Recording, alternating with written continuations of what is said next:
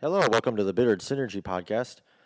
I am Greg. I cannot believe he made it out of the womb, Gavin, and I'm joined by my co-host Joseph. I can't believe it's not Butter Nelson. I wanna talk about some BS on the podcast. Can we get a mic check? So give it up for your co-host Joe and Greg as they lay it down like a penis on your leg and talk about that nerd-shitted surgeon. Don't be late because the content is food-fed food on your plate. It's synergy. Name a team in history that conquers these topics like black getting beat by Listerine. I wanna talk about some BS. Joseph, Hi. did you know we are on all sorts of social media now, Facebook, Twitter, things like that. And our fans can also find us on Spotify, Apple Podcasts, things like that. Make sure to rate us if you want. And if you don't, I'm going to beat your fucking head in with my goddamn axe, fucking Pluto motherfucker. God damn it, Mickey Mouse, stop it. Hopefully that sounded like Mickey Mouse. Oh boy. Oh, god damn it. What are we talking about today, Joe? It's a topic. Well, besides threats are the fun stuff. Threats are the best stuff. Well, we got the Fox Kids lineup, don't we? A little nostalgia trip. Yep. The equivalent to Rainbow Road on Mario Kart. The Rainbow Road. Yes, the fans chose this one between this and Game of Thrones. Game of Thrones has no love lost, I guess. But, yes. How are you doing? They're still a little hurt. How are you doing today, Joe? They're injured about it still. Doing good, Greg. How are you? I'm doing good. I went school shopping for the kids, and it's a pain in the ass. Did you get superhero themed stuff? Yeah, I'm pretty sure there's a black market for glue sticks because you need like 8 for each kid, and there's like no glue sticks anywhere. So I'm like, okay, where do I find a guy that will sell me these out of a trench coat? And You just go a few blocks down. They're never hard to find. They're just a little hidden. yeah, So they have to bring 8 glue sticks, and then it's for them, and then back up for everybody else, right? That's the gimmick. I'm guessing so. Yeah. Otherwise, Because I know that's what it's like in Illinois. well, maybe that is right because I don't remember using 8 glue sticks back in school, but No, what the fuck you gonna use? What do you need that much glue I for? mean, maybe kids eat them now more, you know? You get a participation trophy for eating your glue, David. Here you go. Oh, thank you. So they split it up. Half is for using kids. This is for arts. And the other half is for snacks. Yeah. No, not this Make half. sure you pick them now because the ones might expire. You had your half, goddammit. Get the fuck back. Tell your mom to buy you some more gum. I mean, glue. Gum will probably be a better alternative. But Yeah, as long as it's dipped in acid. dipped in goddamn motherfucking acid. I Is it inappropriate to think about children on acid? I'm I guess that's like viewing Alice in Wonderland, the cartoon. guessing. That's essentially it. I mean, South Park did that crack baby basketball episode, and they're still on the air, so I think we're good. That's Then fair. again- I remember the episode where they had the testicle implants in Cal's knees. Yeah, and KFC was illegal, and Cartman's snorting fucking gravy. They got hit up everything. Classic. Well, all right. Well, today we're talking about some nostalgic shit, specifically X-Men the animated series, Batman the animated series, and Spider-Man the animated series. That's Yeah, right. all on Fox The big Kids. 3 from our cartoon childhood, huh? Mm-hmm. Yes, I'm gonna cry. Lots of tears during this Oh, one, yeah. so maybe we can add tearjerker. in some like clown noise, like sound effects, like or something when I cry, and that way it's more. You want a censorship feelings? Yeah. You fucking uptight mother. No, we're definitely censoring feelings. They have to believe that America we're strong. Yeah. America runs on innocuous feelings. You can't be triggered or anything, otherwise you're doomed, and America runs on gunpowder and cocaine. we'll 2 powders. be in the dirt before we know make it. the ultimate bomb. Mm-hmm. Well, I suppose we should start with Batman then. Dun dun dun dun dun dun dun dun. dun. What? Can we just? I wish we could fucking hologram up, just the image of that intro scene. Yes. Where he stops the bank robbers or whatever the fuck, and Yeah. it just feels standing on, Like the shadows are entertaining you. yeah, standing on top of that building like he's gonna pee off the edge. The dramatic lightning bolt. Yes, yes, that's what I want. You know, Didn't even care that the animation was slightly different than the actual show yeah, because a part of me could have taken the whole show with that kind of animation. yes, would have been pretty fucking badass. Though, I mean, I love Batman. I mean, obviously, most people do.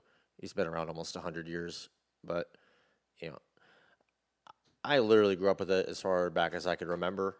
I mean, to the point where I'm, jumping off staircases dressed up as Batman. Like as soon as I could, you know, recall thoughts, I'm like, Batman's a fucking boss. So that's kind of my beginning for Batman. Yeah, I feel like at every point, some kids gotta make the mistake of trying to become Batman. Yeah, damn fools. Only I lived through it. I only got spanked a little bit. But I mean, at least it's not trying to be Batgirl post spinal shot. well, when you, Just sit tight. yeah, in a way, I kind of like to look at things critically because I'm a cynical piece of shit. And, as you get older and you start to realize, oh, Batman only does his shit at night because if he did it during the day, he'd have that farmer's tan around his mouth and everyone would know it was him. And it's like, That's fair. Bruce, Looked like you got a piece of bologna stuck. why in is his the face. outline of your mouth why does the outline of your mouth look like a like a retired Florida man's asshole? It's like, oh, I'm dark and brooding aroma. You just can't think of. So Oh, they bleached their assholes. It doesn't look like yeah, their assholes look like every other part of Bruce's face. yes, but Batman still has a very like close place in my heart.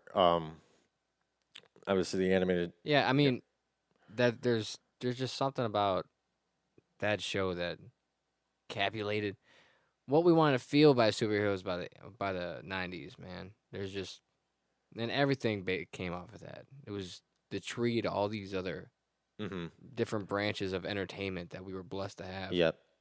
It in a lot of ways it's very much like the root system for what became, because there's always been comics and kind of crappy movies like the Superman movies, but this was for Fox Kids to have these three shows, lined up like that, at such an influential age, it for me, it definitely made like superheroes definitely became a big part of my life because of it, and I looked up to them because of this lineup, and it's what it premiered September 15th, 1992 on Fox Kids, had 85 episodes. It ran till 1995, so only 3 years, but it had a decent run, and you could say, Well, that's what makes it timeless, man. It has a lasting impact. The Beatles didn't even reach a decade, yeah, but people are still influenced by these cats. And Batman and its animated series, it has like this just own category in superhero media. Yas Queen.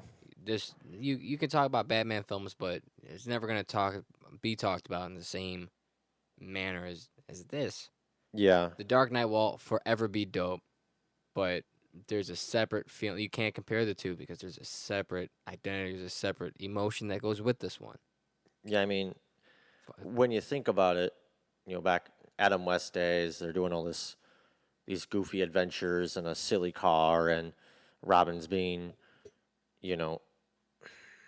tied up with like silly string and whatnot, and they're, running behind like a green screen with it's so bad. And then you got the Tim Burton movies, which were a very big influence on it, which is where they got the influence for Gotham specifically, that like 30s noir feel. But Well, the smartest thing for me was like the Tim Burtons. They were dark, and it took that different approach where it was like, we're gonna make this serious. We're gonna put some levity to it. yeah, But there was this goofy aspect to it where it was almost novelty. I don't want to say novelty, but there was just something that kept you detached from it a little bit. That's what made Christopher Nolan stick out. Yeah, And when this one took the idea of putting the mood on it, but said, you know what, instead of the little goofiness, we're going to teach some life lessons here. We're going to take some opportunities to observe and really do character studies on certain characters. Many of the villains were humanized, yeah. which, that didn't happen too often. I mean, Mr. Freeze, had that award-winning episode, Heart of Ice, where they gave Mr. Freeze, his wife Nora, and the reason why he robs all these places is to one day bring her out of her cryogenic chamber. And that came from the animated show, and they even include that in the movies. It's now in the games.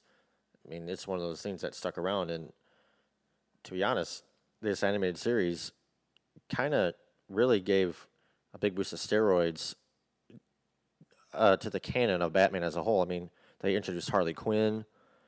They boosted up Clayface. He was voiced by Ron Perlman.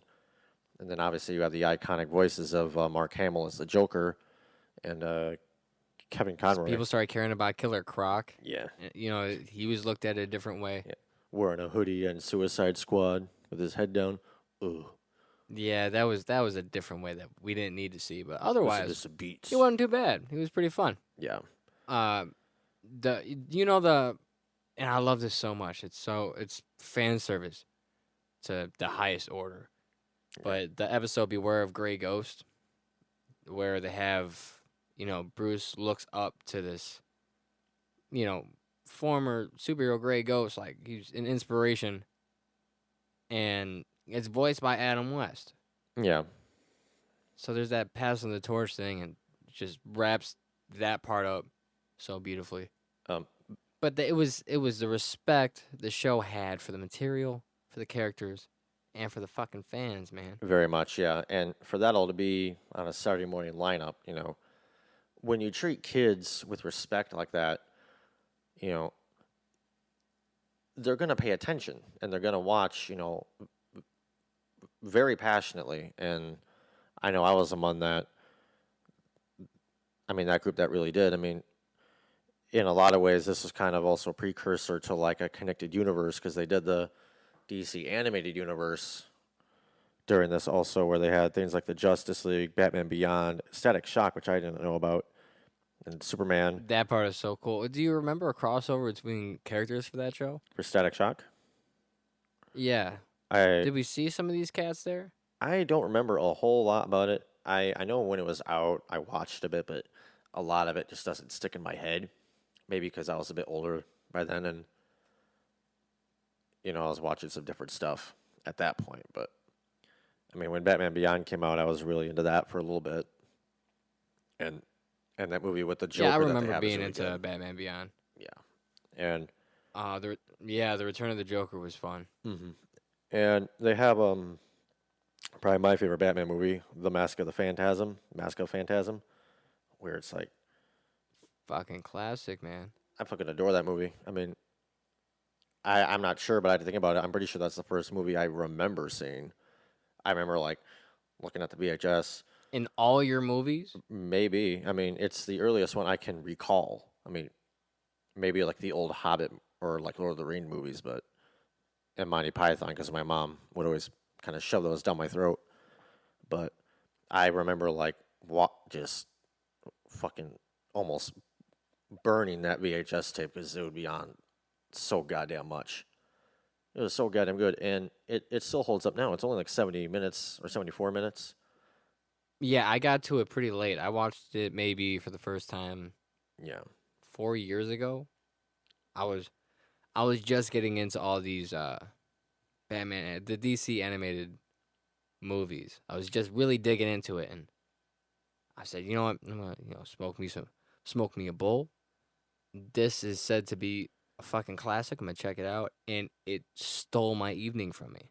Yeah, it was fantastic. It's wonderful, and it happened so early on. A script that powerful that makes you care about every character and understand damn near the motives you feel for. They threw in Joker, but it didn't feel cluttered or clouded. Like he felt there in a natural way. Yeah. Uh, I mean, I just enjoyed the fuck out of it. yeah, it's really good because a lot of the Batman movies, you know, sometimes they do a good job with Batman itself. I mean, like, let's say like Batman Begins and all that, you know, The Dark Knight really good, but a lot of them don't do as well with the Bruce Wayne aspect. And I think Mask of the Phantasm, like for the time and especially for the animated series, it really made Bruce Wayne kind of like stick out because it's kind of giving him more motivation than just his parents dying. It's, you know, he had this chance at another life with this lady, and you know he chose not to do it. He chose to be the Cape Crusader, and then it turns out this new villain, fucking Phantasm, which was so good. I want her to be in the game. Spoiler: it's the girl that he Yeah, fell it'd be in love pretty with. dope. Fucking such Spoilers, everybody. Spoilers. If you haven't seen it, too late. just listen to it and then listen to us talk and then go see it. Anyways, it's not gonna ruin It- any fucking thing about it. It's wonderful, but that fucking voice she has with that, oh my god, like, Mr. Bigsby, your angel of death awaits. She fucking kills people and shit, and oh my god, and there was that moment where The twist holds up. The fucking twist holds it up. does, yeah, and it's not Fucking one. gets you. It's not one that's immediately iconic, but I mean not iconic. I mean the Iconic. the twist isn't like immediately foreseeable. You know, at least back when I was a kid. You know, sitting there with my Applejack, like, I bet it's that bitch. The whole goddamn time I knew it. I seen them titties under that shirt. You know, it ain't that. But, you know, it's been a while since I watched it. God, I don't think I have it actually, but I need to buy it. But You didn't replace it? Hmm? You didn't replace it?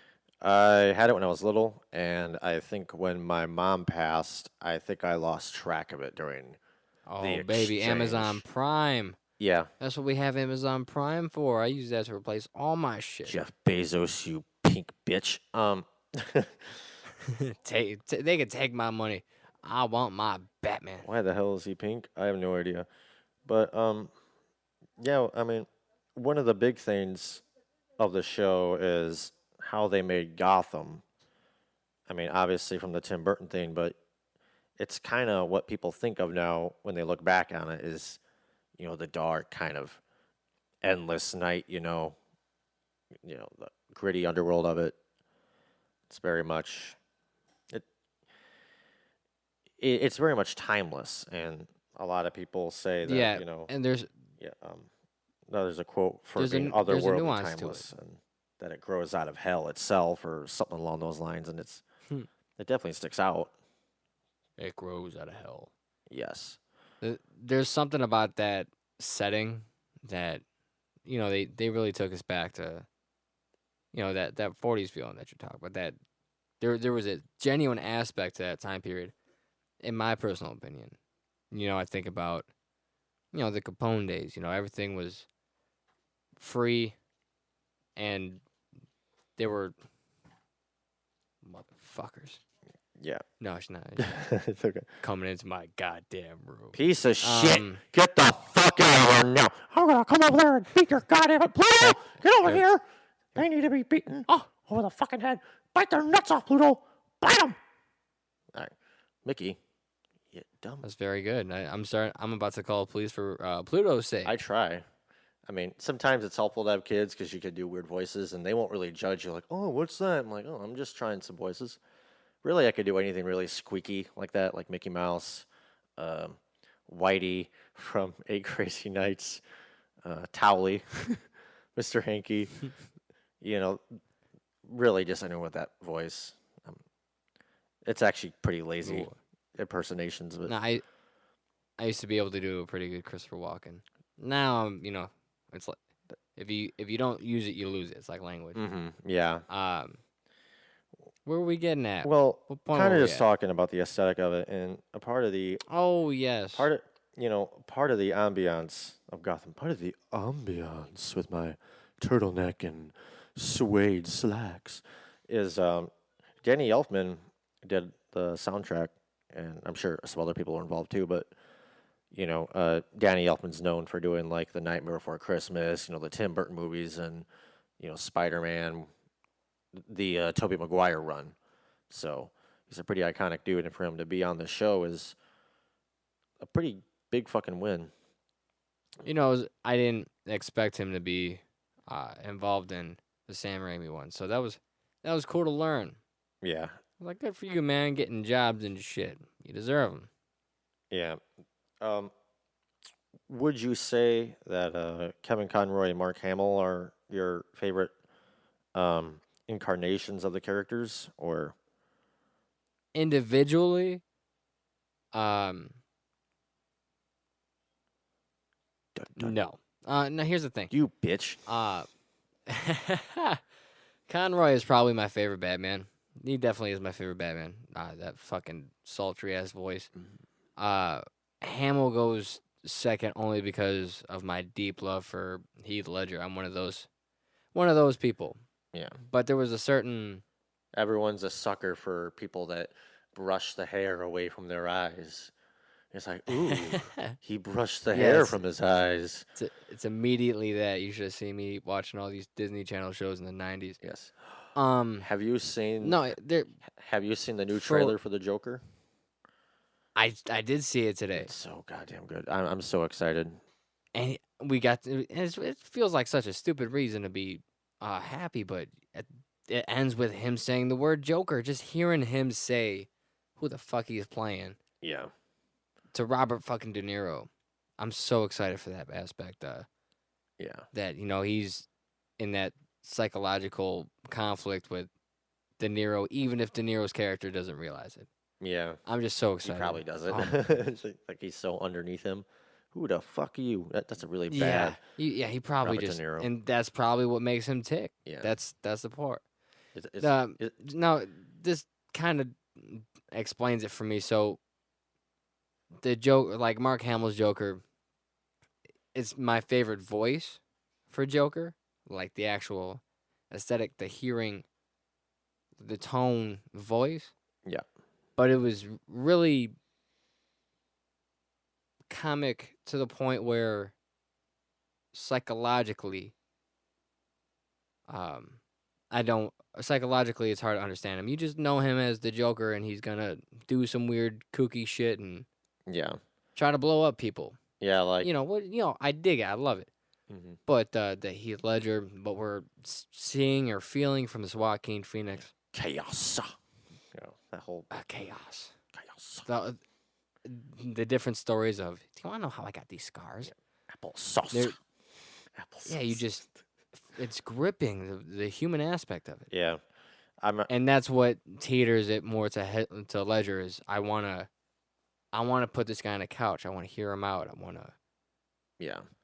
see what's going on. There's a story behind there. Even if there's not a story, there's a story on why there's not a fucking story. And it's so goddamn intriguing. There's there's that moment in The Dark Knight where Batman and have the Joker finally in jail, and Batman's beating him like, "Richard!" and and then you slowly start to realize, You have nothing to threaten me with. yeah, they're completely fucked, and it's like, oh shit, this guy is like fucking. And then when they burn that pile of money and he makes the dogs eat him and shit, it's just like, I don't know. There's something so fucking awesome about just an agent of chaos like that. That's like whole reason. You know what to I coulda exist used? is like to sow discord in the universe and just to watch it play out and just like, yep, see, I told you, we're all fucked.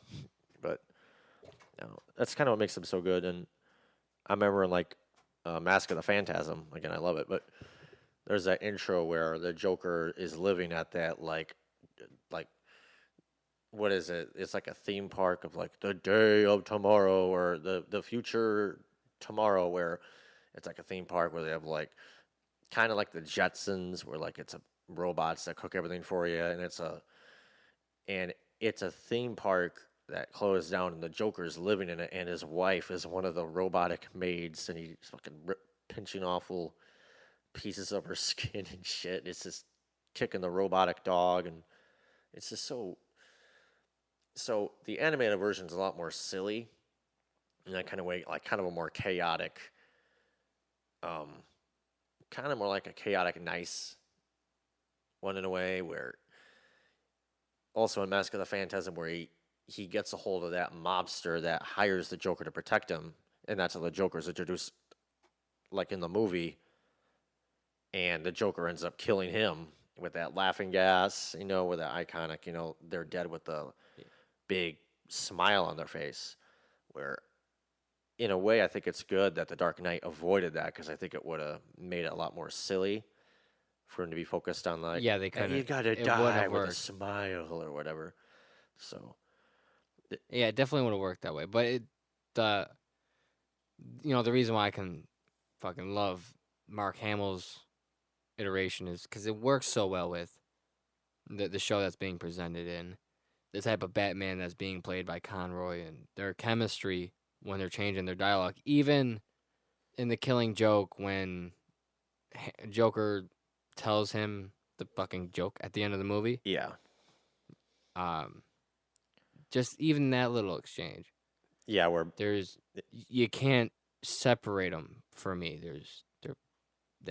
That Batman Joker dynamic is a fucking, it's linked. It's the exact point of osmosis. It's together. It's one fucking entity. yeah. Yeah, That's why we hear him in the fucking games and shit and get so fucking excited about it. yeah, I mean, and if you, the listener, aren't aware, Kevin Conroy and Mark Hamill do play the Batman and Joker in the Arkham games, which that's actually kind of Which is exciting that the newest one, that Arkham Knight, is going to be on PlayStation Plus this that's September. very fucking fun. I already have it, Yeah, so do I. but I'm glad everybody can get it. Yeah, it's good. Well, with that, I think we should. Is there anything else you wanted to say about the show? Anything that sticks out to you? Any memories? Any times you nutted in I the really show? I don't know. well, there's plenty of times where I nutted while watching the show, but there's something about how they were able to pay off, at least the big hitters of the Rogues Gallery here, Yeah, with interesting stories. The Feet of Clay, Two-Face, a two-parter. yeah, Just how they handled introducing, because I feel like every time you get a new version, and to this it wasn't, there wasn't a lot to choose from. We weren't at a lot of Batman at this point, hmm but you're always wondering how they're going to introduce certain people. I feel like they really did well with this. There's not too often can you say, man, they really disappointed this character. yeah. Uh, There's a lot the laughing fish and yeah, was it fucking Joker's favor for the Joker, even Christmas with the Joker. yeah. It's a good It one. it was all just exactly what it should have been. Yeah, You mentioned Heart of Ice, yeah, really just boosting yeah. the identity of fucking Mr. Freeze. Freeze. Yeah, and there's that. There's the Clayface one where Ron Perlman voices him, and John Glover. Which I like that. They did a good job bringing Clayface and making you care about this motherfucker a little bit. Yeah, and John Glover also voices the Riddler, which I had no idea. But yeah, and there's that two-parter with Catwoman. Is Jim Carrey your favorite Riddler? Real quick. I think Is he your favorite? I think I like the one from Gotham a bit more. I mean, I love Jim Carrey. That one is more sensible for sure. Yeah, and Tommy Lee Jones says, or I heard a story where Tommy Lee Jones just fucking loathed being on set with Jim Carrey. I don't know how much weight there is on that one, but that's what I heard. But I love Jim Carrey, so fuck Tommy Lee Jones. That's how that works. yeah. Tommy Lee Jones is a little bit weird. But yeah, Just the eyebrows. yeah, and there's obviously Harley Quinn got introduced, and she's very iconic now to the point where she has her own series. I think it's out or it's coming out on that DC subscription service, where it's also animated, but it's like rated R. That one I gotta check out. And like the really weird ones too, like Man Bat was on there, where it's literally a fucking giant bat, and everyone's like, "It's Batman." Yeah, we could he's have done without he's that. killing people. And even that one was like, well, I don't know. For some reason, they stick out to me. Maybe it's because I watched it so much. It probably is, but Well, I think it's like the Peter Parker turning into an actual fucking human spider in Spider-Man animated series. It's one of those where I could have done without this, but it was just obscure enough yeah, to make me not forget it. The Fly episode in Breaking Bad. yeah, Could have done without it. Didn't need a lot of it. I did like Jesse's monologue about his aunt, but it was just obscure enough to stick in the brain. hmm Well, with that man spider bit, maybe we should move on to Spider-Man, if you're okay with that. Nice. Oh, you rebel! Yeah, I'm a segue. Fuck it, let's Segway do it. machine. I'm a Segway I'm an machine. agent of chaos. What nerd? Spider-Man debuted November 19th, 1994 through 1998. 65 episodes. Surprisingly enough, Mark Hamill was also in this as the Hobgoblin, which is pretty. Which I love this iteration of the Hobgoblin. Yeah. He's so fucking dope. It's weird that he came before Green Goblin, but I'm not being picky. Yeah. It was really fun to watch him voice this Goblin. Mm-hmm. Yeah, it sounded like he had so much fucking fun with it. Yeah. And it didn't do it in a way where all you're thinking about is Joker. He's so good that he makes you forget things. You're watching, you're like, just a fucking Hobgoblin. Then afterwards, after the episode's done, you're like, wait a minute, that's right. Yeah, that's Mark goddamn Hamill. Luke Skywalker, turn to motherfucker. the dark side. No, the big thing that sticks That's what out he was to nervous me about. from the Spider-Man series is the introduction to so many other characters in the Marvel universe. I mean, got the Fantastic Four. Yeah, they really blew their load here. Yeah, They didn't hold back at all. yeah. Which I love. I mean, the most iconic one I remember is the one with the Punisher, where he turns into that man spider and the Punisher's trying to kill him. And I got all fucking worried because I'm like, I had no idea who the Punisher was at the time. Like, oh my God, he's gonna kill him. He's gonna kill him. I was fucking terrified, and I know you have a problem with the Blade incarnation. I see. It's just for me. I don't know. It's just weird to watch. Yeah. Like I'm cool. They could have called him a different character, and I probably would have been happy because it doesn't do anything for the script, obviously. But you know Wesley, and then you watch the show and you're like, that's not my Blade. Yeah, That's not him, you motherfucker. And even in the comics, man, he was never fucking Caucasian. But I'm like that with everybody. It's not that I can't say that I'm like that with everybody. yeah, Maybe because Blade's so goddamn important to me. Like, I'm not going to freak if Mhm. James Bond is a different color. Yeah. But Blade's,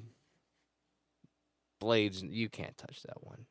And especially in the 90s when, I mean, there aren't a lot of superheroes that are minorities.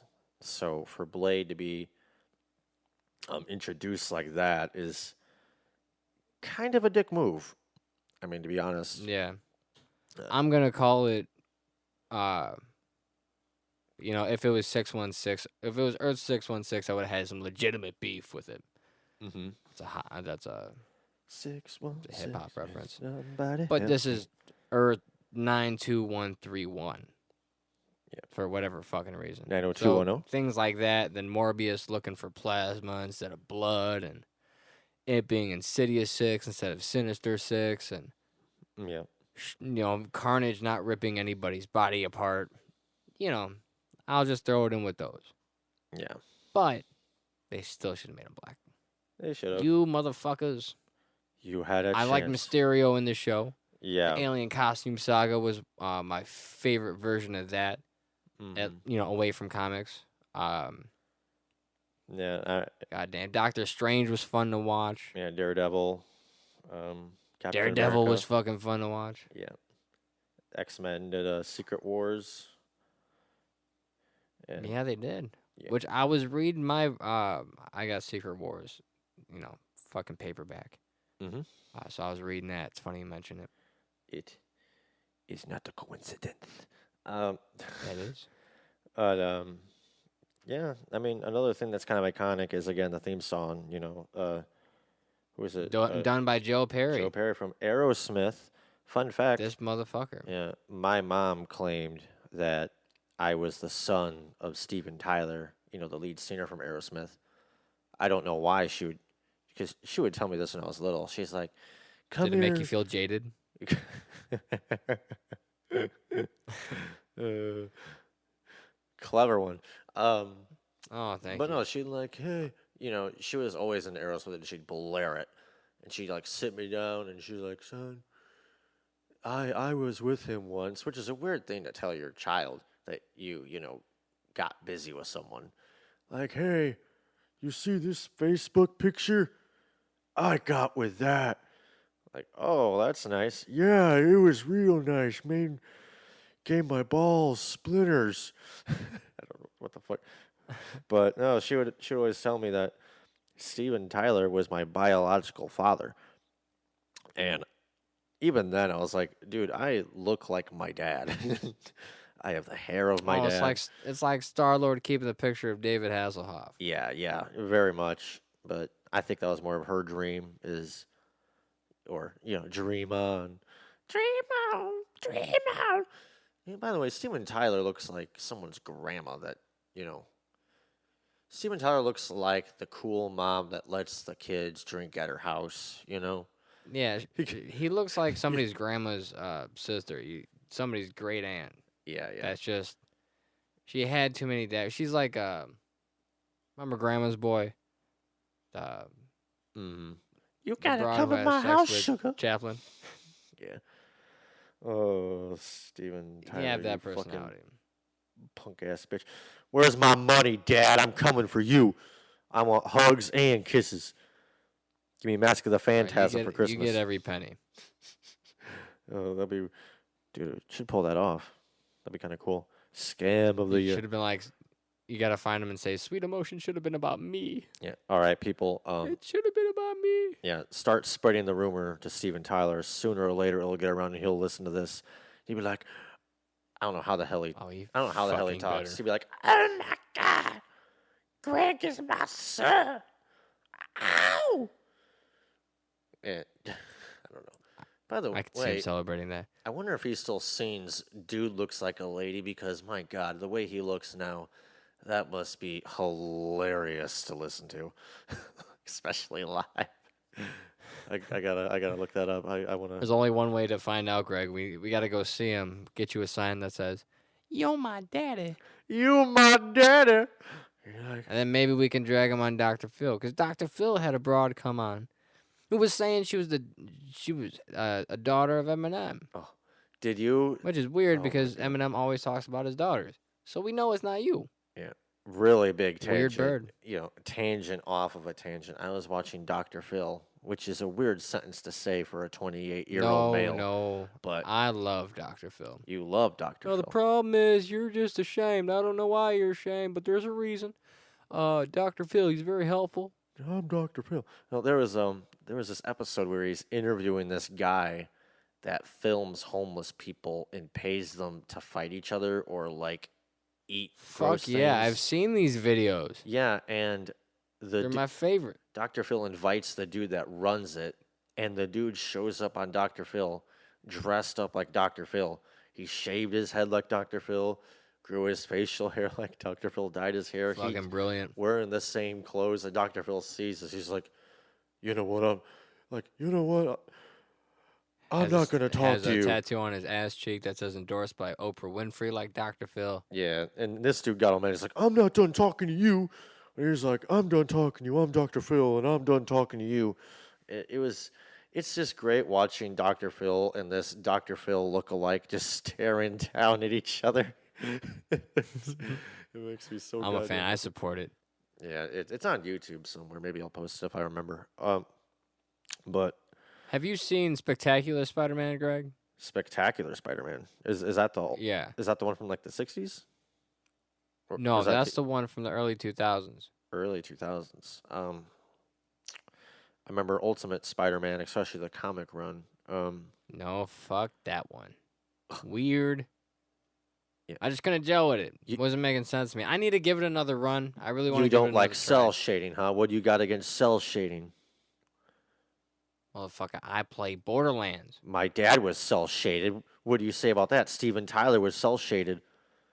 Probably Well, we all at go to some. prison. He was probably cell shaded at one point, so I could say that pretty confidently. Um, I don't know. It's Where the hell in were a we? different universe. In the other parts of the multiverse. Look, man, it just wasn't that good of a show. Yeah, It wasn't as good as this one. yeah. It's like the new adventures of Spider-Man. I don't need to see some virtual fighter motherfuckers. But Spectacular Spider-Man is said to be So many the better adjectives. show. Is Yeah, there's so many. We just Like, can't pick one. We can't just call him Spider-Man. We know what he can do. I want to be in that writer's room. What should we call him? We can't say amazing. What about fantastic? No, we got the Fantastic Four. What about They're he was a part of the Fantastic Four for a little bit, so What we can about- call him Fantastic what Spider-Man. about the seductive Spider-Man? You can't say that. There's children. Well, what about spectacular? Well, I suppose spectacular would be nice. Just, the And most after that, boring they'll be writer's room, just superior. writing down different adjectives. What about bloated Spider-Man? He's running around. He doesn't need his web shooters anymore. He's just floating. I got a fucking cramp. That whole show is Spider-Man on mushrooms, and he's just floating. Yeah. Hey, Gabby. Speaking of weird drug-fueled crazes, one of my favorite things is looking up those old clips from the '60s Spider-Man run. I think it was the '60s, maybe the '70s. But where it's all shitty and you got all those things where Spider-Man's pointing at that copycat of Spider-Man, and I love that shit. It makes me so goddamn happy whenever I'm in like a. Do you watch the actual original series or just that one particular clip? No, man, there's so many clips that I I love so many. If you get into the Spider-Verse, one of the bonus features is the first episode of 67 Spider-Man. Yeah, it's fantastic. I laughed so hard at that. It made me so goddamn happy to see that. Which, by the way, Spider-Verse, fucking boss ass movie. You got fucking Nicolas Oh, Cage. it's fucking remarkable. I can't wait for the next one. My fucking spirit animal, Nick Cage, is in it. John Mulaney, and that anime one. I can't remember her name. And what was it? Chris Pine. Chris Pine was the original dude in it. Yeah, he wasn't even credited, but he nailed Ultimate Peter Parker for me. Yeah. Ultimate Spider-Man. Like that was a good job. He should have got more credit. Yeah. I'm now a gigantic fan of Jake Johnson because of this fucking film. Oh yeah. As being a Flubby Spider-Man. Yes. The sweatpants, glorious. We got the Prowler. Mm-hmm. Prowler's great. So good to see the Prowler, fucking on. Yeah. On screen. Yep. Yeah.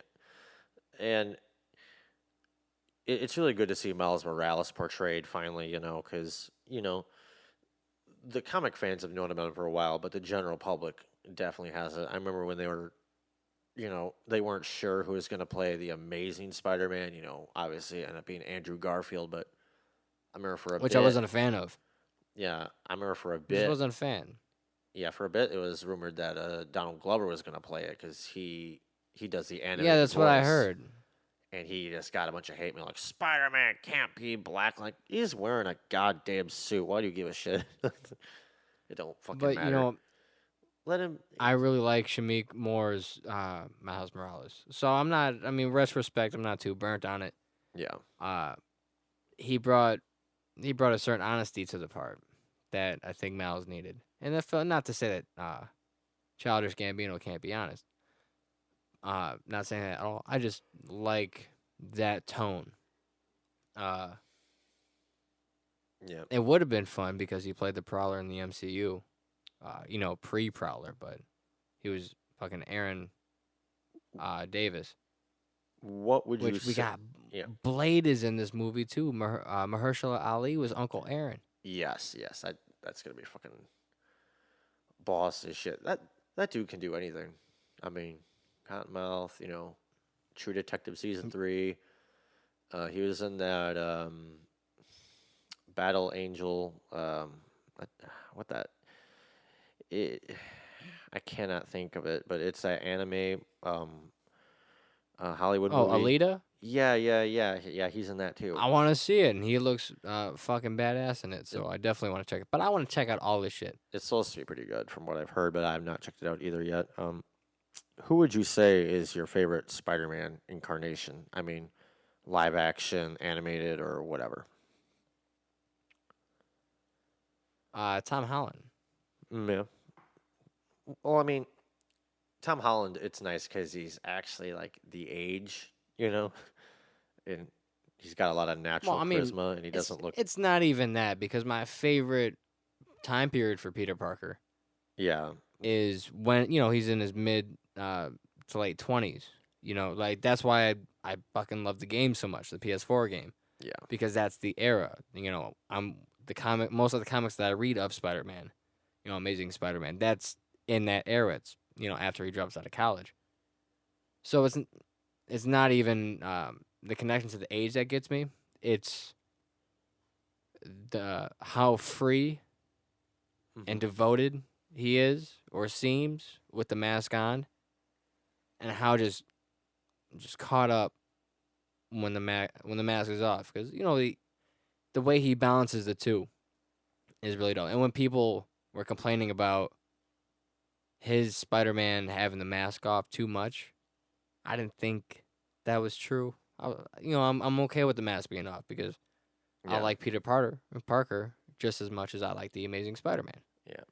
Tom Holland's a heartthrob for the ladies, so you need his mask off, and And he's fucking British. Yeah, he's got an accent, so it is what it is. Yep, every time he's in the show, you need him, shirtless at some point to show off his acrobatic body. Sell those tickets, baby. Shower that money. But my favorite voice, see, it's like the Hamill thing. My favorite voice is Christopher Daniel Barnes. I still hear his voice when I read the comics. I read it. That's we've discussed it. The Shattered Dimensions game. He's Spider-Man Noir, which I like that bit of fan service, because he's old. He's older Spidey, so they made him a fucking older Spidey. Yeah. But I really liked his work on the show. It sounded like he cared about the dialogue he was delivering. I believe this motherfucker, and he changed his tone between Peter Parker and Spider-Man. Yeah, I would. I'm not probably Tom Holland would be my favorite as well. Maybe no. After watching Tom Holland, I had a hard time watching Tobey Maguire. I'll say it. Tobey Maguire rubs me the wrong way. He's He's just too fucking sad, man. He's Spider-Man's optimistic. Tobey Maguire plays.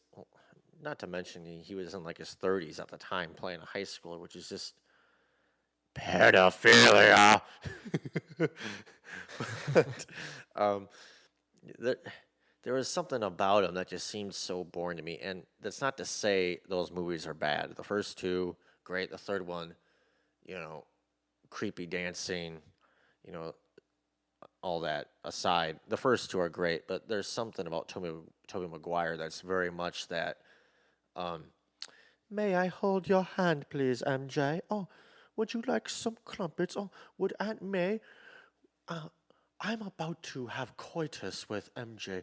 Would you like to sit in the room and advise me at my hip posturing, please, Aunt May, please? It's just there's something about it that It's a very fancy Spider-Man you have going here. Yeah, it's a very weird impersonation. It's like who the fuck is that you're talking about? But there's something about him that's very. We have company over. Bring out the good silver. Yeah. I mean, for the time that they did it, I'm fine with Tobey Maguire doing it. But there's just times in it where you just see him and he just stares and he's got that weird little smile where it's just like, oh my God. There's a little cringe. This Spider-Man's a little too lost. There's cringe moments like that. Plus, there's that whole damsel in distress bit where like they just keep damseling MJ around, which I get. That's what they do in like the comics too. But Well, now MJ, she's she's got a comic coming out calling the Amazing Mary Jane, the American Amazing, the Amazing yeah, fucking American. So she's got her own fucking lineup right now. yeah. I mean, oh shit, sorry, I yawned. It's kind of nice seeing as the movies go on, franchises, reboots, and all. The women beside Peter also have more stuff to do. I mean, in the Amazing Spider-Man, Gwen Stacy is very pivotal to the plot. She gives him all the information for stopping Dr. Connor, things like that. I mean, for all that's wrong with the Amazing Spider-Man, I think they did pretty good with Gwen Stacy and all that. But Yeah, that was all right. yeah, and obviously in the Tom It's really Holland the Amazing ones, Spider-Man 2 that it's yeah, and in the Tom just Holland fucking ones, they got disgusting. Zendaya, who's into murder Zendaya. and shit like you are, the Black Dahlia shit, running around with medieval weapons, and she's very just blunt about shit, and there's nothing wrong. There's nothing wrong with Kristen Dunst, Kristen, Kristen Dunst. Kristen. I have no idea. Genghis Khan Dunst.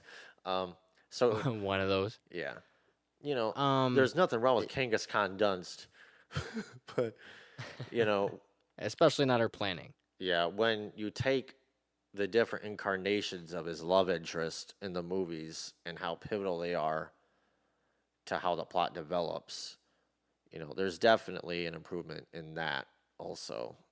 I don't know, it's just a thing I've noticed. Yeah, and he's not as consumed like by Far From Home.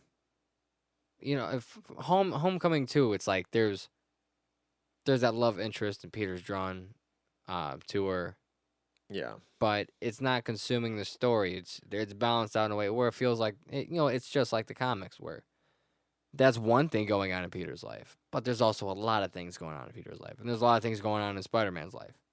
So the fact that they didn't just beat you in the fucking head with it the whole movie. Yeah. Like, guess what? She's attractive. Go after her, Peter. Like, yeah, she's attractive, but there's this alien gun, and that's pretty badass too. And There's some shit to do.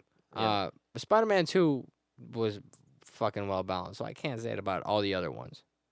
yeah, There was no such thing as balance in Spider-Man 3. Thanos would have been fucking pissed. He would have been so angry. yeah. And there's a lot I could say about Venom in that movie, which thin Venom, but that's one thing the animated Shouldn't have been in it. series got really good was Venom. Fucking nailed Venom. Yeah. Yeah, the whole plot and all that where he's going after him and he finds out is, who Peter loves, it added a whole Then lot of stakes when they to bring the in show. Carnage too, it fucking works. Yeah, yeah. They found a way to make Carnage work, and I guess that should make me optimistic about the big screen of Venom 2. But also, it doesn't. I don't feel like it's the same thing. I feel like I can understand Carnage being toned down in the animated series, but I won't trust it from Hollywood. I don't want it from Hollywood. Yeah. 'Cause It's if you can make it work with Wolverine and have fucking so many fucking people see it, which obviously you can make it work with Wolverine. But after seeing that motherfucker not have any blood, I want to see some color from the fucking Venom movies. yeah. Don't be afraid. Are But- you okay with Tom Hardy playing him? Absolutely. I adore Tom Hardy. Yeah, Tom Hardy's great. I'd kiss that motherfucker right on the mouth if I saw him. He is fucking fantastic. Your I dogs loved could him kiss as each other Bane, too, even though he wasn't. See, now I sound because like. he always carries I around feel that like dog some- with him. Yeah, it's the fucking dog. See, now I don't feel like a hypocrite. I don't know. Yeah, it's Because Bane wasn't Hispanic. Yeah. But I mean, it's fucking Tom Hardy, so I want Tom Hardy to play everything. yeah. Play everything. I love that guy. Play my dad, Tom Hardy. Play Steven Tyler. You It's- just you just keep trying to fill that void. yeah. Steven Tyler, Tom Hardy, Topher Great. No, never mind. Go away, Topher. Yeah.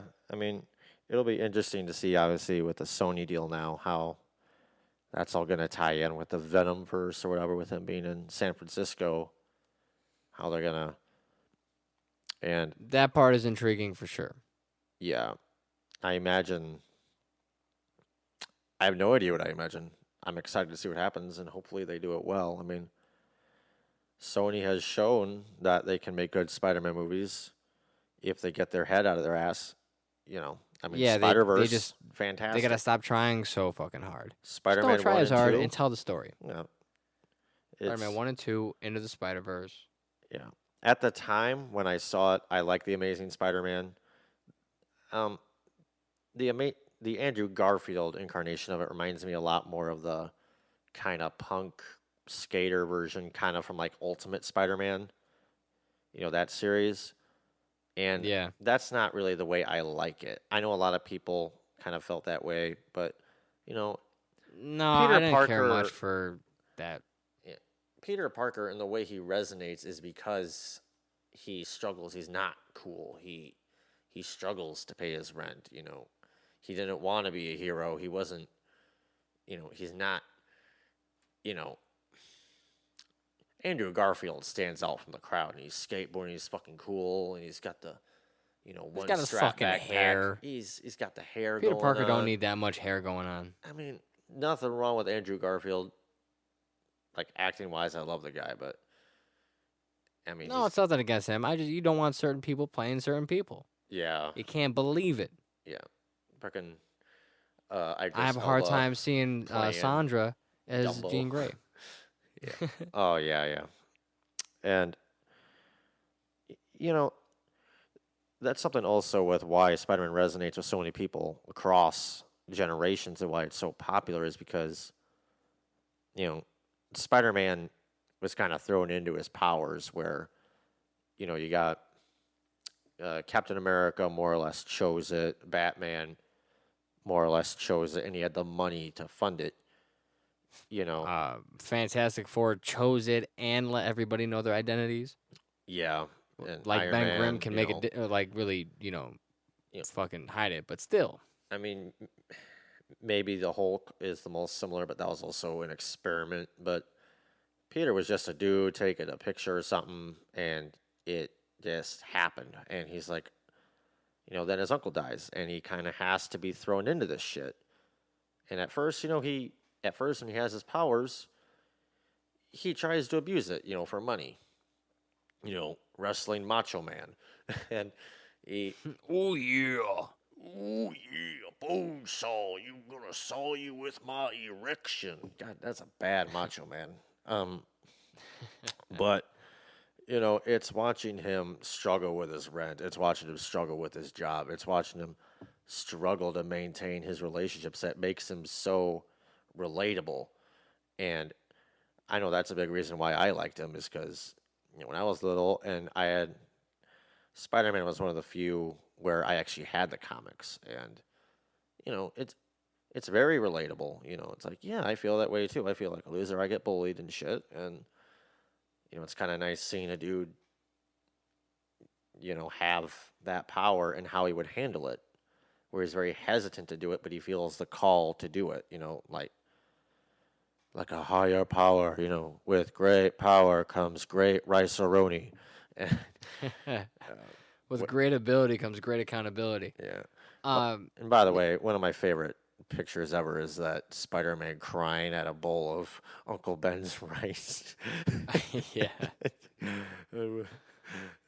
I gotta. Okay. Oh. Okay. Keep talking. I gotta laugh for a little bit. That's what they'll do in the reboot. They'll just pour out a box of Uncle Ben's in the garbage. Yeah. Poor Uncle Ben's gotta die again, unfortunately. I don't think they'll do that. I hope. Do you know not. what's cool about the whole Peter Parker? The whole just the love for Spider-Man. It's like you resonate him because the whole bully thing, and he continues on to do good. And, he Yeah. chooses to be this. I love the motherfucker because he's a goddamn fuck up. Yeah. And I can relate because I squander shit. And he chooses some things that aren't always favorable, but he's always trying to do the best he can. And for me, that shit is some hero shit. Yeah. Yeah. And you can see that in the show. The show conveys it very well. He keeps, dealing with work, mixing that with Spider-Man, and kind of gets crossed up there, and he can't always be there for Aunt May, and some shit happens from time to time, and he's always trying to figure the best way to do it, even though he's not always nailing it. Yeah. You forgot the eggs again, Peter. God damn it, Aunt May, you can get some fucking eggs too. I'm doing enough shit. You fucking bitch. No, it's Y- you know, You're 6 minutes late. I had to stop 5 muggings, yeah. There's bitch. you know, with them possibly rebooting Spider-Man. I mean, Tom Holland has another movie in his contract, so he'll at least That be he in has one faith more. in. So if he has faith in it, I don't know if he's trying to save face for Sony, even though he unfollowed them. Like, that means shit. Well, Get your head out of your asses, America. if you think about Uh, it, he has faith in it. he's it'd be weird if he said, "I don't know what's gonna happen. I don't know if I'm gonna eat. I'm gonna have to wash my clothes off against my abs like an Amish man. I don't know how I'm gonna feed my parrots. I don't know if he has parrots, but obviously In he's some gonna try continuities, to he sound does. optimistic. But with them casting younger and younger Aunt Mays, who do you think is going to be the next Aunt May? I think it's going to be Millie Bobby Brown. I'll take it. Yes. Let's make it interesting. I don't think they're gonna recast many people. I think the people that they can um, keep contract with, I think they'll just drop them from, or at least if I was writing it, to avoid as much. There's already gonna be so much goddamn confusion with whatever they're doing forward. Yeah. But if you want to make it less, just if you can't cast somebody, fucking drop them, rewrite them, bring somebody else. There is so many fucking characters in this world that we see in Spider-Man. Hey, So there's no reason to go through that squabble. yeah. Hey, who is that guy that left you that enormous global networking device with the glasses? What was that about? And he gave you his blessing to use it. Oh, let's not talk about that. That's not important. What about the whole, turning it into dust? Saying, It's what's gonna up be with that? No, interesting. no, no. We don't talk about that. It's almost like a At the global. very least, It's like a global Voldemort thing. We're like, don't say his name. Don't mention that plot hole. Don't mention this. at What about Happy? at the very He least, didn't exist. these two need to get along to just at least say, hey, we can mention each other's shit, because MCU is gonna have trouble with it moving forward. Sony's gonna have trouble moving with it forward. If you, at the very least, don't put restrictions on that shit, because you're gonna paint both of yourselves in the corners, looking at each other, laughing at each other. Doesn't work like that. I think in order to avoid the MCU plot, they may have to move Tom Holland's Spider-Man to San Francisco, which would be a little odd because New York is such a pivotal part of his character. And I'm not sure how to feel about that. It's just Well, why would you have him go logically, to San Francisco is the thing, because that's gonna be question too. Oh, so yeah, he's just gonna magically just pick a place and fly over to San Francisco where Venom is? yeah. Like, How's how he gonna get over convenient, guys. Kansas? There's no fucking trees. He'll fall down. Yeah, He just walked into a closet and he was there. yeah. It was like Monsters Inc. But Mhm. don't say Monsters Inc. It's like Shazam, where you can just Shazam. dream of the place. I'm a little boy. Well, that's another thing is, some of the Spider-Man's most iconic, things are with New York itself and, how they respond to him, especially with J. Jonah Jameson and the propaganda he spreads, incarnation after incarnation.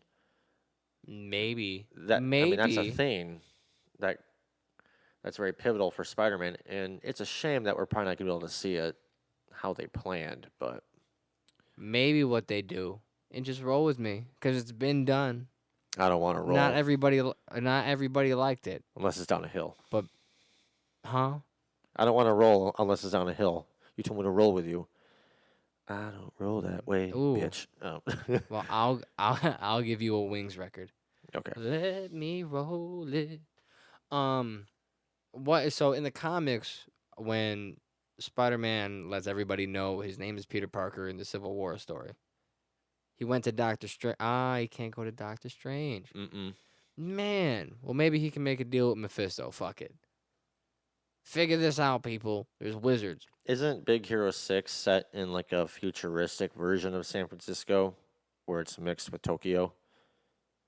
Maybe he could deal with them, but then again, that's also Disney. Keep your goddamn shit out of my fucking dick, Sony. Get the fuck off. That's probably the one problem with. I'll beat Sony's That's ass. right. There's Taking only my one problem with goddamn Disney Tom owning Holland. everything. Huh? Make you fucking laugh.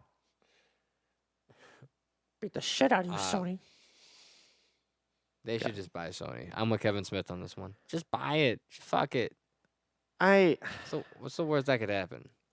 Monopolizing all of the entertainment industry, and then I mean, people already get weird about the propaganda. Like, I have a friend that legitimately believes that Disney is a part of the Illuminati, where he can like pause shit and he's Of like, course you see it that? is. You see Fucking that course. Who triangle there? cares? You see that triangle in that cloud line? Illuminati, and all this shit. Like You'd be foolish to think they are selling 3 years of subscription service for less than $4 right now. Of course they're part of the Illuminati. This shit is cheaper than inner city McDonald's. Yeah. Of course they're Illuminati. yeah, Fucking Beyonce and all course. that being a part of it. They have their own convention. They've employed everybody. Yeah. Of course they are. But also, I just want all my superheroes to play together. Just like they did in the comics. And just like they did with the fucking action figures when I was a kid. It's kind of like Let them hang out with each other. What's that Mike Judge movie with Owen Wilson's brother? I think it's Idiocracy, right? Where Luke Wilson? Yes. Yeah, where Dax everyone's Shepard just and watching TV and Terry Crews. everything's all fucked up. It's kind of like a warped version of that, where they're like, "Don't pay attention to what's going on, just watch the superheroes," And it's just like, "I must watch the superheroes," which I mean, I'm just as much to blame, but We're at least not to the point where we're watering plants with Powerade. Because they have electrolytes. fucking Dax Shepard. yeah. That movie kills me. I love it. Fucking Terry Crews at the fucking monster. It's fantastic. It's fucking fantastic. Justin movie Long kills me. playing the fucking doctor and shit. Yeah. Maya Rudolph. Fucking Maya Rudolph. Good for her. Yeah, I would. She got a job. I mean, I would say probably to close out this tangent riddled Spider-Man. Yeah, let's get back topic. to Spider-Man the Animated Series. Yeah, I mean, another thing I enjoyed was also the villains and how they made him stick out. I mean, Mysterio being as weird as he is, I fucking love Mysterio. He's Even very before iconic Far in From it. Home. yeah. I mean, Craven, fucking awesome. So fucking good. Chameleon. Mhm. Hydro Man kept showing up, which I'm cool with because it's just fun for a water-based villain to fight a spider. Yeah, Shocker, Doctor Octopus, the whole nine Fucking yards. Him Vulture. and that fucking flat top and the glasses. Yeah. Mm-mm-mm. We saw Tombstone, Oh yeah, Carnage, got multiple goblins in the same episode. yeah. Black Cat. Yeah, Saw an awesome Doctor Strange episode. Yeah. Fucking Daredevil episode. Everybody's in this motherfucker. yeah. And Fucking Doom is in the episodes. Red Skull made an appearance. and X-Men, which And fucking X-Men. I can't think of the word segue. To transition into the To next. transition into the next topic, we're gonna go into X-Men, the animated series, debuted Tell Halloween. the listeners when it was released. Hmm? Tell the listeners when it was released. And then I'll give you some trivia. When it was released, Yeah, what date was it released? Halloween 1992. It popped out on the air. And would you like to know some trivia, Greg? No. Well, too fucking bad. Fuck. This is America. We force things on you. Hashtag Disney. What is this, They cash only cab? Hashtag. Where's Ben Bailey? They only released 2 episodes at this time because they couldn't get their shit done. They didn't have enough time to have the whole fucking season ready by Halloween. So it got pushed back. So they brought in a teaser. Episode 1, episode 2. You can't fucking And tease then kids. it got voted the most favorited show by Fox Kids, so they brought it back around New Year's Eve. And then when they finally released it, like in its entirety, everybody went bananas because of how dope it was. Bananas. It's bananas. Yeah, it's. They went Gwen Stefani on this motherfucker. They Uh, left no doubt in no people's minds. doubt about it. Get rid of those spider webs and get Which into the. I wish there was another No Doubt song about mutants or something. I've exhausted all of mine with just that one. Yeah. What was good for X-Men is it was just coming off of a huge fucking failure of a pilot done by Pride of the X-Men, which was Kitty Pryde's introduction into the team. And they casted a fucking Australian to play the Wolverine. Goddamn wankers. Logan was Australian. He was fucking hanging out with some kangaroos and shit. Doesn't make sense. Fucking wallabies. That thing fucking flopped. And then, what's her name? Margaret Loesch. Patricia? Oh, Margaret. It's just a random name I threw out. Patricia Arquette. Patricia! Margaret Loesch fought to get the X-Men back on the air, and thank God she did. You deserve a nice big clap on the back. I mean, I can't do it from here, but maybe my dad can do it from there. Steven Tyler, go give her a nice crisp hug from your weird If anybody grandma can find arms. if anybody can find her and her not be in danger, it's definitely Steven Tyler. Yeah, he's capable of anything, and especially being my apparent father. Sorry, Dad. Your a parent. My apparent parent. No. I know you're really close to X-Men. What's the first thing you think of when you think of X-Men, the animated series? Well, maybe The not first thing I but, think of when I actually had, so the first 2 episodes were Night of the Sentinels. Jubilee is playing in the arcade. Her mutant powers are kind of getting a little wacky on her. She can't control them yet. She's just learning she's a mutant. And the Sentinels come through a mall and chase her down. I remember I had the first 2 episodes because it was a teaser for what the show would be, but I had it on a VHS, kind of like your Phantasm bid. I watched it all the fucking time. I was infatuated. So when the show came out, at least in the capacity for me to really view it, when I grew into it, I couldn't get enough. Yeah. And then I found it later on Hulu, maybe right around the time I was watching Batman the Animated Series. I went to X-Men first. I was like, come here, childhood. And I watched the whole fucking thing in like a week. All 5 seasons. And, I got to the 5th season and it didn't look the best. And you could tell they were cutting corners and they weren't sticking with the continuity. But the first fucking 4 seasons were magic to me. Every season was telling its own story. Yeah. It wasn't just randomness. It was them looking at the source material from the comic books, saying, how can we adapt this? And then fucking nail it. Yeah. The voice acting was as on point as you can be.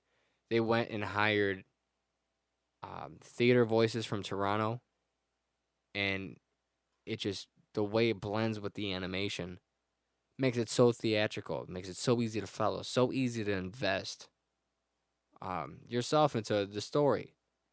I fucking love it. I'm gonna buy it so I can watch more of it as soon as possible. Yes. What about you, Greg?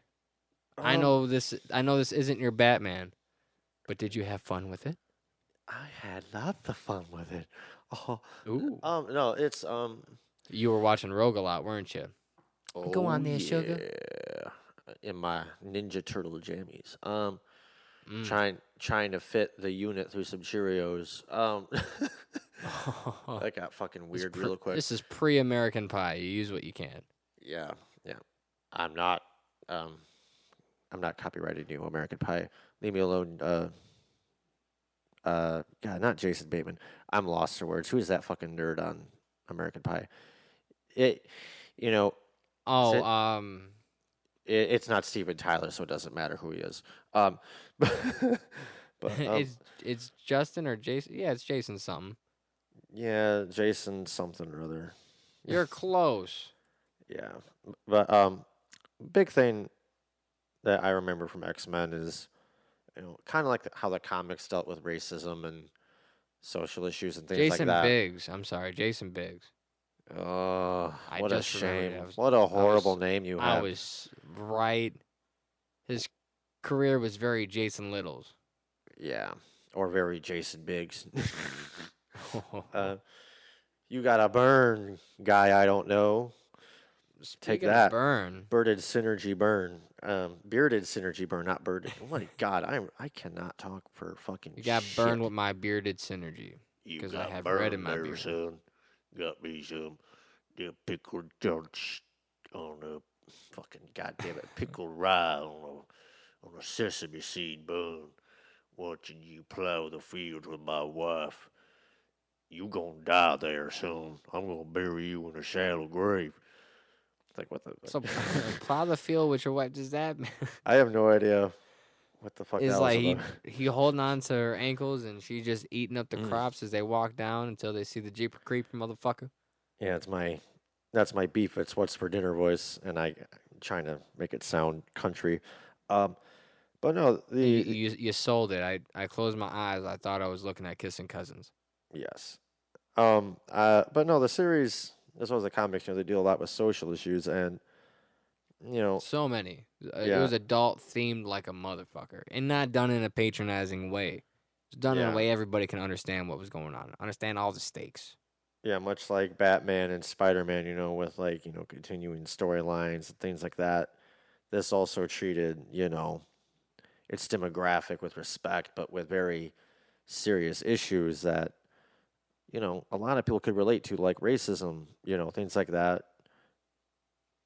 Maybe at the time I wasn't too much aware of racism because I'm a white kid and my mom really never talked about shit at all. But my parents are divorced, so they never talked about it.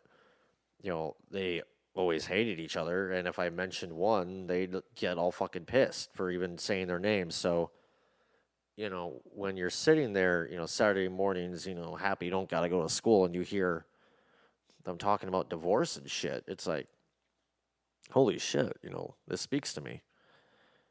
And there's tons of that, they talk about loneliness, the fucking Holocaust, all goddamn things, AIDS, fucking religion, you know.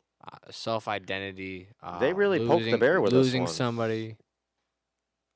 Yeah, it's They did talk. They got flack about it. At one point with the Nightcrawler story, they talk about religion, but they really just try to explore commentary the best they could. They I don't want to say push the envelope because it's so cliche, but they definitely seen how far they can go in an era in a network that did set a lot of limitations.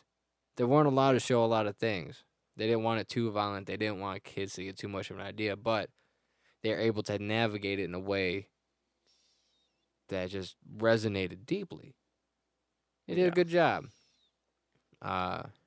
And without, and I guess this isn't giving that much credit to what would be, you know, you know, what would happen. But it's the only reason why we saw X-Men movies. It's the only reason why we have a Hugh Jackman Wolverine. And, Fox pretty much fucked up that franchise.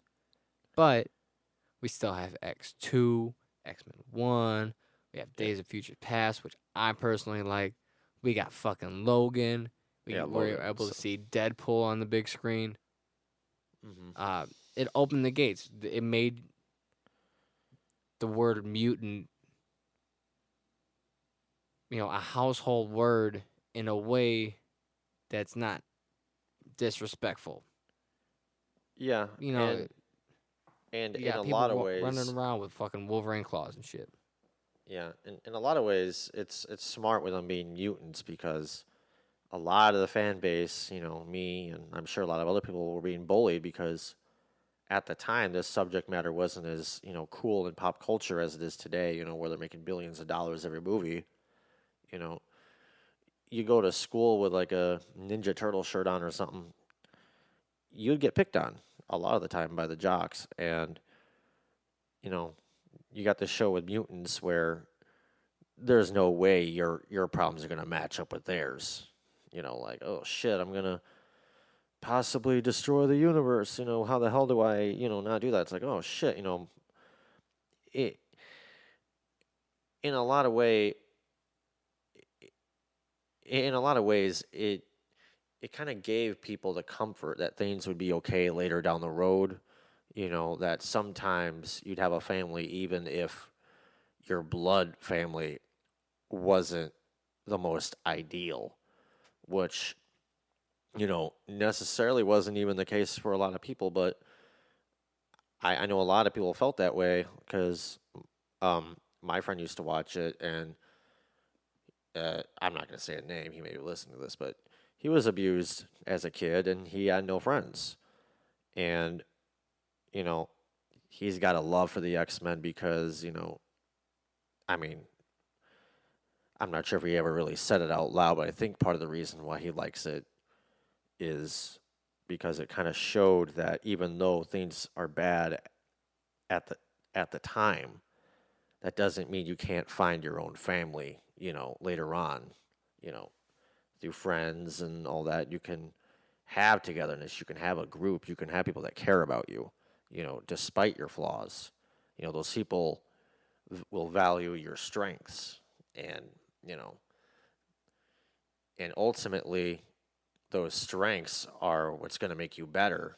And, when you tie them in with other people, it's going to make you stronger as a unit.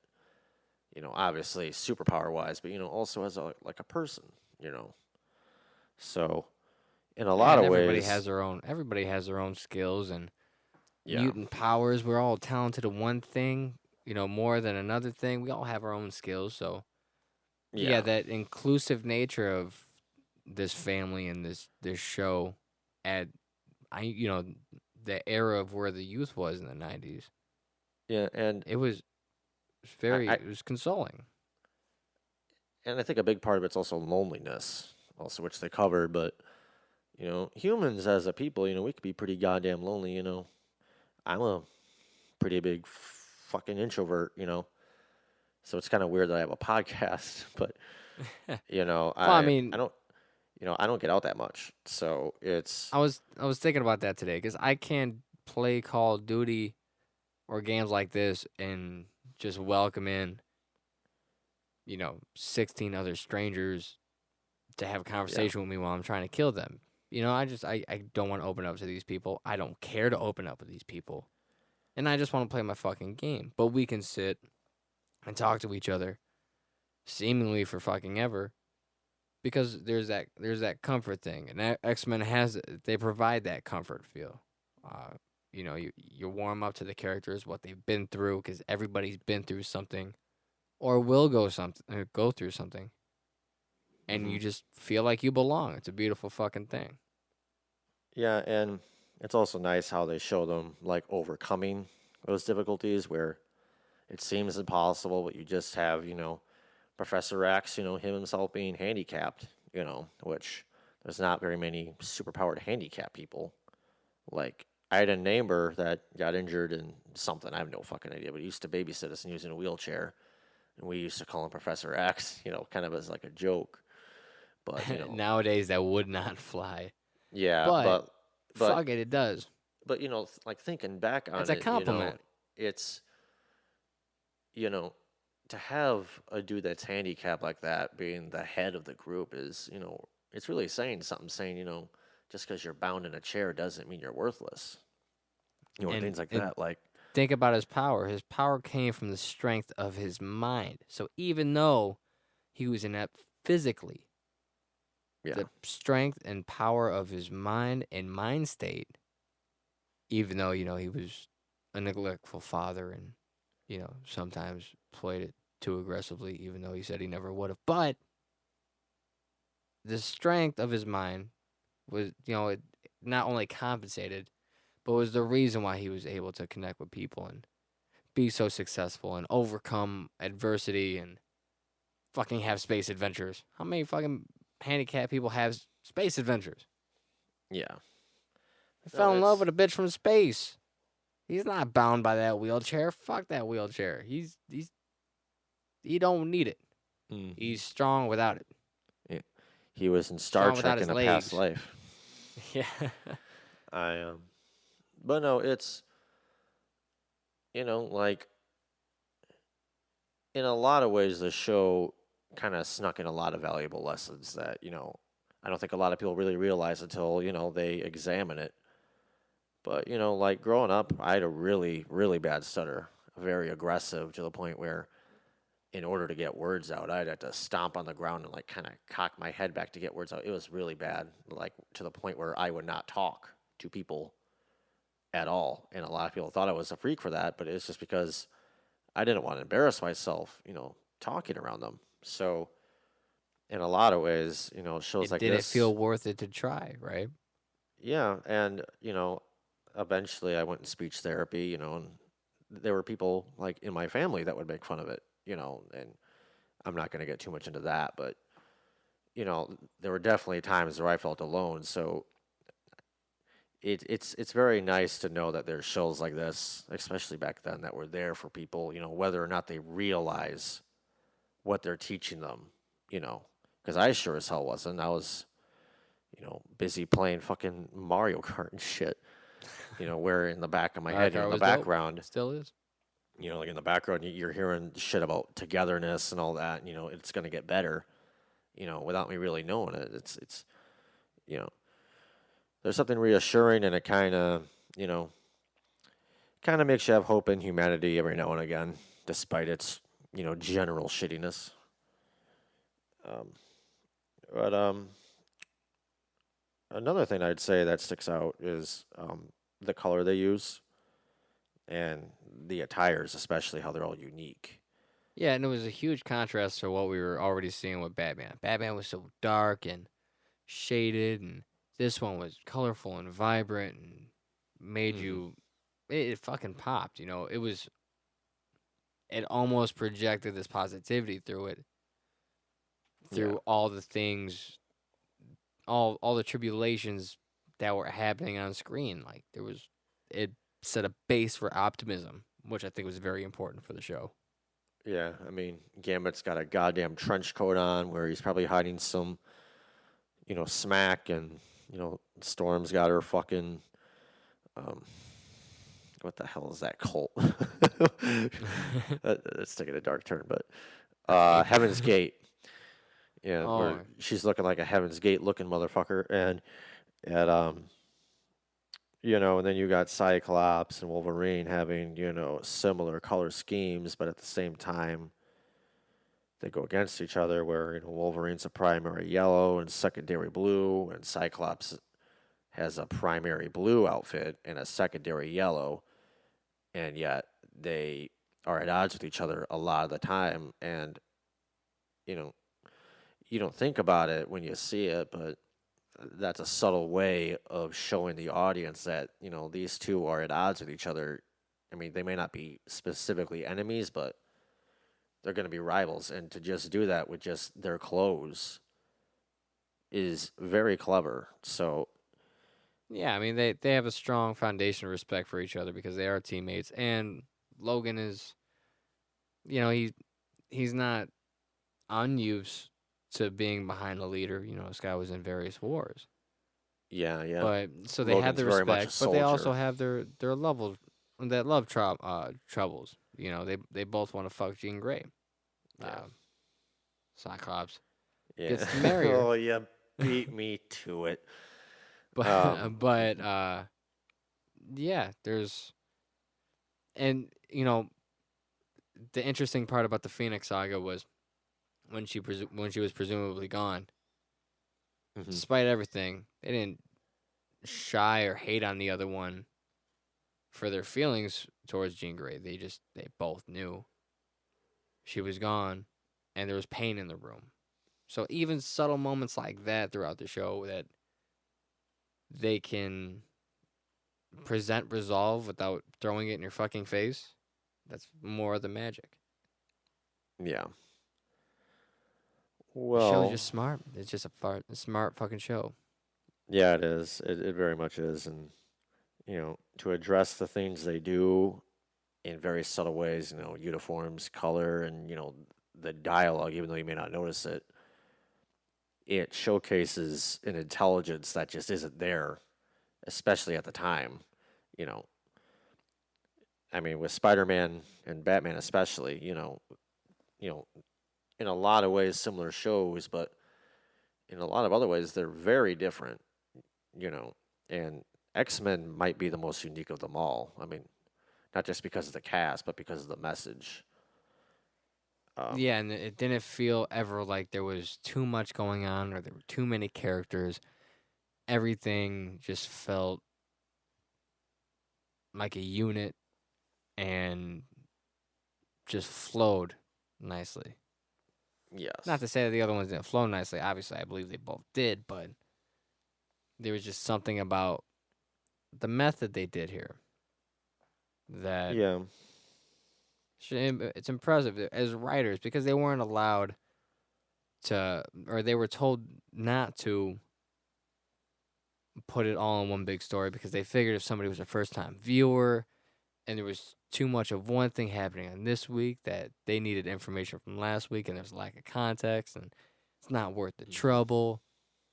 Yeah. Obviously, these are, you know, irrational thoughts because, you know, that's the attention span. Learning stories, the fairy tales, Yeah.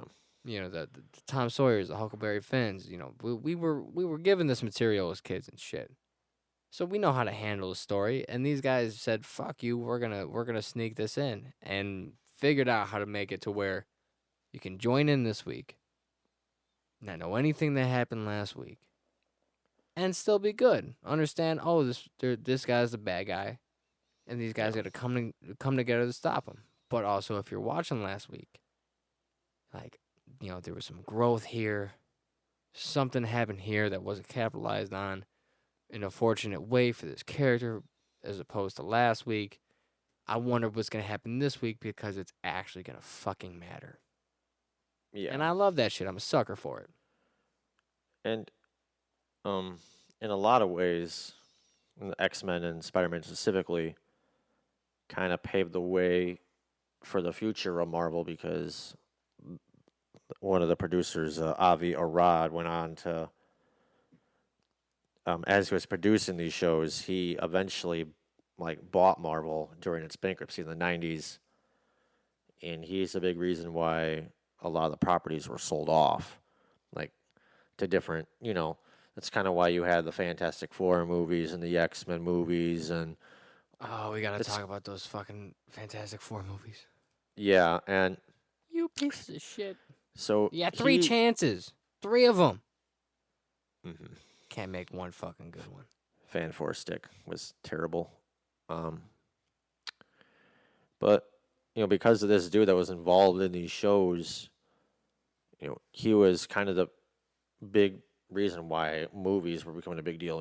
He was behind Daredevil, the Blade movie, all the Spider-Man movies. He's still involved in all that. And when Iron Man came out, he stepped down from Marvel and just kind of Well, he did Incredible Hulk too, but that was around the same time period. yeah. So He in a didn't stick lot of it, but I ways, think I think they were sold to Disney, or Disney acquired all those properties and that whole aspect of continuity right after Incredible Hulk, yeah, because I think those two were distributed by Universal. I could be wrong, but I could be right. So fuck you if you think I'm wrong. And if I'm wrong, well, I thought I was right. So fuck it. It's kind of interesting, to play, the what if, and if these shows didn't air on Fox Kids, you know, the Marvel bankruptcy would have happened, but perhaps the movies wouldn't have had an audience to watch them if these shows weren't made. If Yeah, because Spider-Man wasn't, doing crossover episodes, and the X-Men weren't, doing all their shit. And it's there's in this case, I think Spider-Man did a little bit more for the success of the business itself because it introduced so many characters. But I think X-Men was better with educating people with social issues. I mean, I learned about racism through X-Men because, I lived in fucking rural Wisconsin. yeah, which is weird. When I came up to Wisconsin, um, they didn't even celebrate Martin Luther King Day, which to me, I was like, I wasn't in school being like, oh no, I'm not gonna have fucking Monday off because that's ridiculous. Yeah. I was just, you guys don't know, you guys don't Like how care. like how do you not know? Like, yeah, it's Like we're not spending any of this week talking about this guy. This is ridiculous. And Professor X was pretty much, you know, ripped. yeah. The idea was ripped from Martin Luther King. Yeah, very much, And um Magneto would have been Malcolm X, more yeah, radical, but still, he's not wrong. yeah, plus especially with the storyline where the mutants are being blamed for the plague that Apocalypse makes, and people start profiling the mutants and kind of putting them in, one group, like it's all your fault. It's very Which much a tie-in. It's very how much a tie-in to easy is it racism. to execute these characters correctly on a fucking cartoon, but when you try to put a budget behind it and actors who are supposed to be fucking talented and designers who are supposed to be like these people are supposed to be in the fucking NFL, the movie business. How can Mhm. you fuck up Apocalypse so royally? How can you fuck up Cyclops so royally? All these different aspects. I'm like, there should be no problem. But it's already been done. And it's been Yeah, done right. Just look at what it is. You got plenty of source material, and you've seen it portrayed yeah, verbally in the cartoon. decades There's of it. yeah. How do you fuck this up? It's so confusing. You know what to do. It's been Maybe done. if they let them wear their uniforms, it might have made a bit of a difference, but you still got the writing issue and I also didn't like all that. Rogue being a fucking child. Rogue isn't Yeah, a child. Okay, she started right out the gate as a fucking woman. Got some dope qualities to her. She wasn't uh in this shell. Like she couldn't touch people, but she still found a way to reach others yeah. through her communication. Like she wasn't, she had some shit going on. And of course, uh she fucked up Captain or Carol Danvers and put her in a coma, took her powers, but fuck it, things happen. Don't we all, Yeah, shit happens. Which Yeah. they fucking covered in the cartoon. hmm Well, Loved it. Love it. yeah. Yes, yes. What would trying to think of a good question. Um, Question me. Put me on the couch. yes. What would you say is your favorite X-Men movie since there's so many and there's different iterations of it and My time favorite X-Men lapses? movie? Yeah, and I would say probably Logan. yeah, yeah, Logan's No, pretty yeah, good. without a doubt. And not even Logan. You ready for this? Logan Mm, Noir. Okay, they mm. did it black and white. Yeah, the black and white on Blu-ray. Oh, it's fucking Yeah, beautiful. I Oh, got it it's too. gorgeous. It's great. They did additional sound score for it to feel more like a western.